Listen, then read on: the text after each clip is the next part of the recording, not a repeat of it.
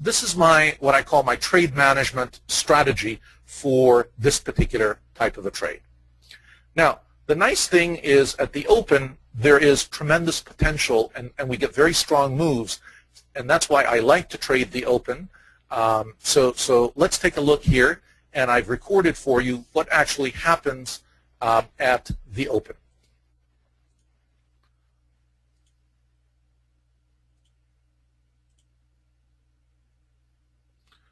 Okay. All right. The nice thing is we've hit our first target. Okay. Now, as a trader, I know that I've hit this target, and I'm happy now, but I still have a number of contracts outstanding, and my stop is down here at 1180. So I want you to know that I don't fall asleep at the wheel. I keep a very close eye, and I use the profile to help me. Am I either going to continue in this trade, or is something going to happen that is going to cause me to bail out? And what I'm going to look for is what is going to happen at this point. Are we going to hesitate?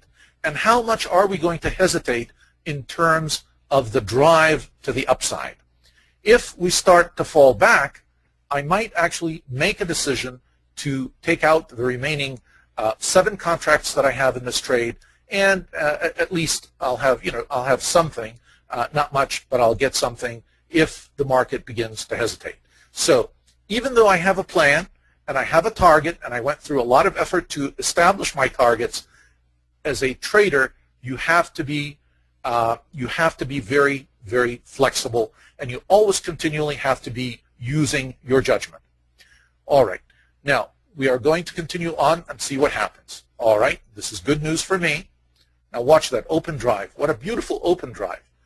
How bullish can you get? Look at that. All right. We're starting to stall a little bit, but not enough for me to worry. And remember now, where's my stop? My stop is back up here at the first target. So I'm still comfortable, and I'm able to develop the stamina to stay in the trade. I'm still in really a winning trade. Now, notice what happens.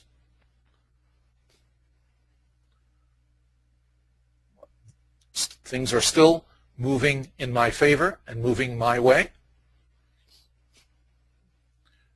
And the profile is not giving me any, I'm getting a little bit of a warning sign now because we haven't been able to break up beyond the 1189 level.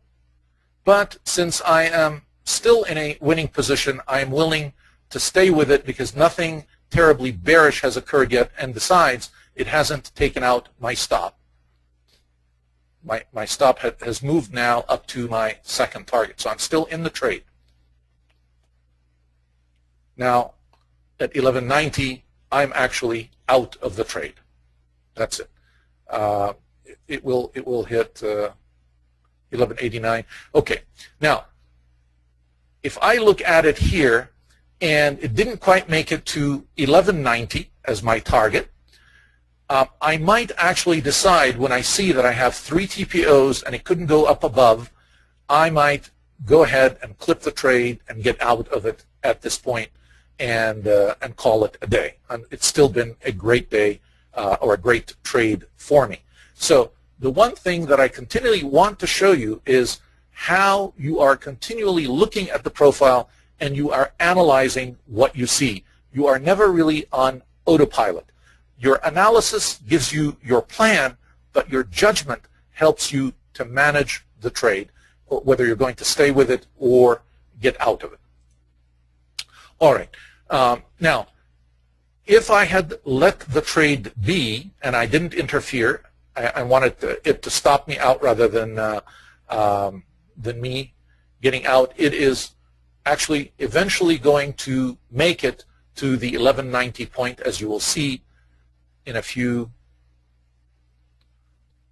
couple of minutes here.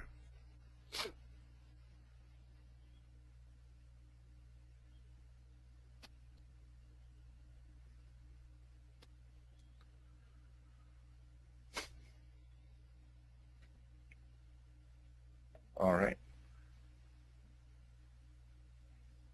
Okay, so it continues even beyond my 1190 target and keeps going. So 1190 was not that unreasonable of a target for us. So if in fact we look at this trade and take a look at the results together, we will find that this was a rather auspicious trade. Things went well for us. We've met our targets, and we get about 2,550 out of just 10 contracts. Now, I'm not advocating that you always have to trade with 10 contracts, or you always should trade what you can afford to trade. And that's why I'm going to give you another example with just 3 contracts. So you have one contract at the first target, a second contract for the second target, and a third contract for the third target. So you could, in fact, apply this same trade management strategy and the same approach with just 3 contracts. And you would have still, considering with just 3 contracts, you would have still made out quite well using the plan that we had laid out and using the analysis that we had followed. 762.5 is not a bad trade. Usually with a trade like that, with 3 contracts or 10 contracts, I am usually done for the day. And that's why I like the open. I don't like to overtrade, and I am willing to stay in the trade a little bit longer, but I keep mindful of it, and I continue to watch and monitor what's happening with it. Now, sometimes it is difficult to really start on the open on Sunday and continue with it because it may take you late into the night. So some other people prefer really to trade the morning open rather than the afternoon open. Those are all personal preferences. Nothing is really etched in concrete. The key thing is these very same concepts that we've just looked at and applied will work for you regardless of the point or the time that you choose to initiate your particular trade. All right. I'm going to quickly sort of conclude